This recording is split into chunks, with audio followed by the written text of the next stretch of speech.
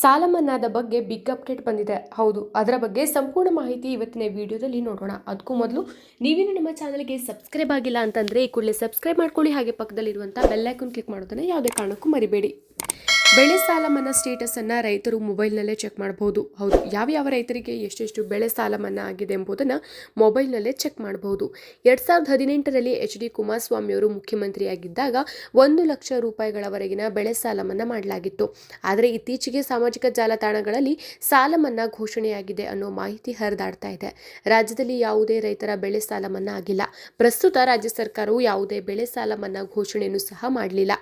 2018ರಲ್ಲಿ ಯಾರ್ಯಾರಿಗೆ ಬೆಳೆ ಸಾಲ ಮನ್ನಾ ಆಗಿದೆ ಮೊಬೈಲ್ನಲ್ಲೇ ಚೆಕ್ ಮಾಡಿ.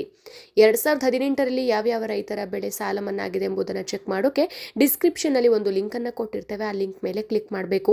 ಆಗ ನಿಮಗೆ Aadhaar card number, ration card number ಹೀಗೆ 2 ಆಯ್ಕೆಗಳು ಕಾಣಿಸುತ್ತೆ. ಅಲ್ಲಿ ನೀವು ನಿಮ್ಮ ಆಧಾರ್ ಕಾರ್ಡ್ ನಂಬರ್ ಅನ್ನು ನಮೂದಿಸಿ ಫೆಚ್ ರಿಪೋರ್ಟ್ ಮೇಲೆ ಕ್ಲಿಕ್ ಮಾಡಿ. ಆಗ ನಿಮಗೆ ಇನ್ನೊಂದು ರಿಪೋರ್ಟ್ ಓಪನ್ ಆಗುತ್ತೆ. ಅಲ್ಲಿ ನಿಮ್ಮ ಜಿಲ್ಲೆ, ತಾಲೂಕು, ನೀವು ಯಾವ ಬ್ಯಾಂಕ್ನಲ್ಲಿ ಸಾಲ ಪಡೆದಿದ್ದೀರಿ, ಯಾವ ಬ್ರಾಂಚ್ನಲ್ಲಿ ಬೆಳೆ ಸಾಲ ಪಡೆದಿದ್ದೀರಿ ಅನ್ನೋ ಮಾಹಿತಿ ಕಾಣಿಸುತ್ತೆ. ನಂತರ ನಿಮ್ಮ ಹೆಸರು, ತಂದೆಯ ಹೆಸರು ಕಾಣಿಸುತ್ತೆ.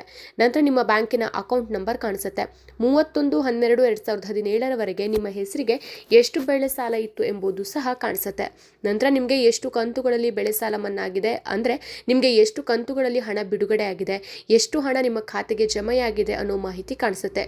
ಯಾವ ದಿನಾಂಕದಂದು ಹಣ ಬಿಡುಗಡೆ ಆಗಿದೆ ಅನ್ನೋ ಮಾಹಿತಿ ಕೂಡ ಅಲ್ಲೇ ಇರುತ್ತೆ. ಪ್ರಸಕ್ತ ಸಾಲಿನಲ್ಲಿ ಮುಂಗಾರು ಮಳೆ ಬಾರದೆ ರೈತರ ಅಪಾರ ಬೆಳೆ ಹಾನಿಯಾಯಿತು. ಕೆಲವು ರೈತರ ಬೆಳೆ ಮೊಳಕೆ ಒಡೆಯದೆ ಭೂಮಿಯಲ್ಲಿ ಉಳಿದೋಯಿತು. ಇನ್ನು ಹಲವು ರೈತರ ಬೆಳೆ ಕಟಾವಿನ ಹಂತದಲ್ಲಿ ಹಾನಿಯಾಯಿತು. ರಾಜ್ಯದಲ್ಲಿ ಮುಂಗಾರು ಮಳೆ ಕೈಕೊಟ್ಟಿದ್ದರಿಂದ ಸರ್ಕಾರವು ರಾಜ್ಯದ 216ಕ್ಕೂ ಹೆಚ್ಚು ತಾಲೂಕುಗಳಲ್ಲಿ ಬರಗಾಲ ತಾಲೂಕುಗಳು ಅಂತ ಘೋಷಣೆ ಮಾಡಿತ್ತು. ಕೇಂದ್ರ ಸರ್ಕಾರದಿಂದ ಬರಗಾಲ ಪರಿಹಾರ ಹಣ ಇನ್ನೂ ಬಿಡುಗಡೆ ಆಗಿಲ್ಲ.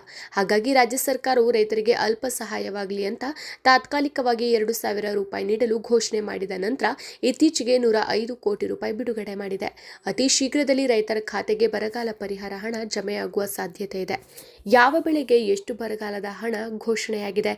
NDRF ಮಾರ್ಗಸೂಚಿ ಪ್ರಕಾರ ಮಳೆಯಾಶ್ರಿತ ಬೆಳೆಗೆ ಪ್ರತಿ ಹೆಕ್ಟರ್ಗೆ 8,500 ರೂಪಾಯಿ ನಿಗದಿಪಡಿಸಲಾಗಿದೆ. ನೀರಾವರಿ ಬೆಳೆಗೆ 17,000 ರೂಪಾಯಿ ಪರಿಹಾರ ನೀಡಲು ನಿಗದಿಪಡಿಸಲಾಗಿದೆ. ಅದೇ ರೀತಿ ಬಹುವಾರ್ಷಿಕ ಬೆಳೆಗೆ 22,500 ರೂಪಾಯಿ ಪರಿಹಾರ ನೀಡಲು ನಿಗದಿ ಮಾಡಲಾಗಿದೆ.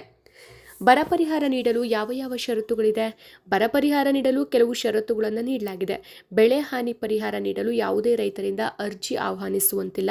ಫ್ರೂಟ್ಸ್ ತಂತ್ರಾಂಶದ ಮತ್ತು ಕಂದಾಯ ಇಲಾಖೆಯ 2023ನೇ ಸಾಲಿನ ಮುಂಗಾರು ಋತುವಿನ ಬೆಳೆ ಸಮೀಕ್ಷೆ ದತ್ತಾಂಶದ ಪರಿಹಾರ ನೀಡಲಾಗುವುದು. ಫ್ರೂಟ್ಸ್ ತಂತ್ರಾಂಶದಲ್ಲಿ ನೋಂದಣಿಯಾಗಿರುವ ರೈತರ ಐಡಿಗಳೊಂದಿಗೆ ಆಧಾರ್ ಸಂಖ್ಯೆ ಜೋಡಣೆಯಾಗಿರುವ ಅರ್ಹ ರೈತರ ಖಾತೆಗೆ ನೇರವಾಗಿ ನಗದು ವರ್ಗಾವಣೆ ಮಾಡಲಾಗುವುದು.